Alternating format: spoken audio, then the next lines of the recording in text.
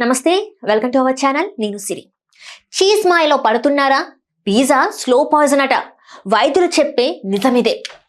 చూడగానే నోరూరించే, తిన్నా కొద్దీ తినాలనిపించే మాయ. ఇదే పిజ్జా ప్రత్యేకత. చిన్న పిల్లల నుంచి పెద్దల వరకు ఎవరికైనా పిజ్జా అంటే ఇష్టం. పార్టీలు, సెలబ్రేషన్లు, వీకెండ్స్లో పిజ్జా లేకపోతే ఏదో మిస్ అయినట్టే. కానీ ఈ రుచికరమైన ఆహారం వెనక మనకు తెలియని అనారోగ్యం దాగుందని వైద్య నిపుణులు హెచ్చరిస్తున్నారు.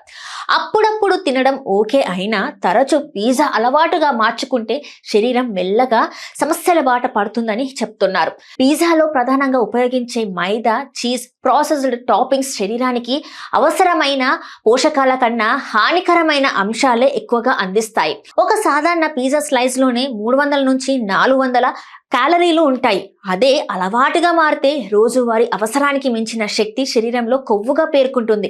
ఫలితంగా బరువు పెరుగుదల మొదలైన ఊబకాయం సమస్యగా మారుతుంది. ఇది డయాబెటీస్, గుండె జబ్బుకి దారి తీసే ప్రమాదం ఉందని నిపుణులు హెచ్చరిస్తున్నారు. ఇంకో పెద్ద సమస్య సోడియం. పిజ్జాలో ఉండే ఉప్పు మోతాదు రక్తపోటుపై తీవ్ర ప్రభావం చూపుతుంది.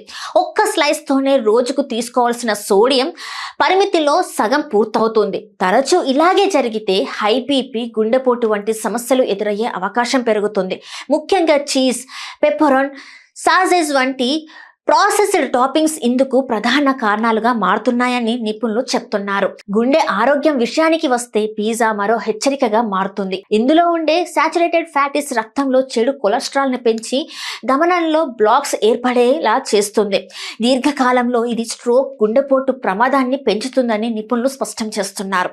విదేశాల్లో జరిగిన అనేక అధ్యయనాల్లో కూడా పిజ్జా అధికంగా తినే వారిలో గుండె సంబంధిత సమస్యలు ఎక్కువగా ఉన్నాయని సూచిస్తున్నారు. జీర్ణ వ్యవస్థ పైన పిజ్జా ప్రభావం తీవ్రంగానే ఉంటుంది. ఫైబర్ తక్కువగా ఉండడం వల్ల జీర్ణక్రియ మందకిస్తుంది. గ్యాస్, మలబద్ధకం, కడుపు ఉబ్బరం వంటి సమస్యలు తరచూ ఎదురవుతూ ఉంటాయి. పేగుల్లో ఆహారం ఎక్కువసేపు నిలిచిపోవడం వల్ల దీర్ఘకాలంలో పేగు సంబంధిత వ్యాధుల ప్రమాదం కూడా ఉంటుందని వైద్యులు హెచ్చరిస్తున్నారు. డయాబెటీస్ ప్రమాదం కూడా పిజ్జాతో ముడిపడి ఉంది. రిఫైన్డ్ ఫ్లోర్ సాస్ లోని షుగర్ కారణంగా బ్లడ్ షుగర్ లెవెల్స్ ఒక్కసారిగా పెరిగి మళ్ళీ పడిపోతాయి. ఇది ఇన్సులిన్ రెసిస్టెన్స్ కి దారితీస్తుంది. ఇప్పటికే షుగర్ ఉన్నవారు పిజ్జాను చాలా జాగ్రత్తగా తీసుకోవాలని నిపుణులు హెచ్చరిస్తున్నారు. మరో ఆందోళన కలిగించే అంశం క్యాన్సర్ ప్రమాదం.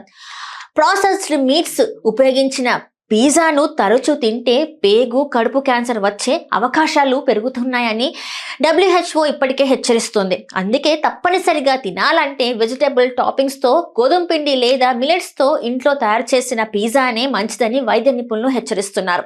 మొత్తానికి పిజ్జా రుచి కాసేపు ఆనందమిస్తే అలవాటు ఆరోగ్యానికి దీర్ఘకాల భారం అవుతుంది. వారానికి ఒక్కసారి లేదా 2 సార్లు మాత్రమే పరిమితంగా తీసుకోవడం మంచిదని నిపుణులు హెచ్చరిస్తున్నారు.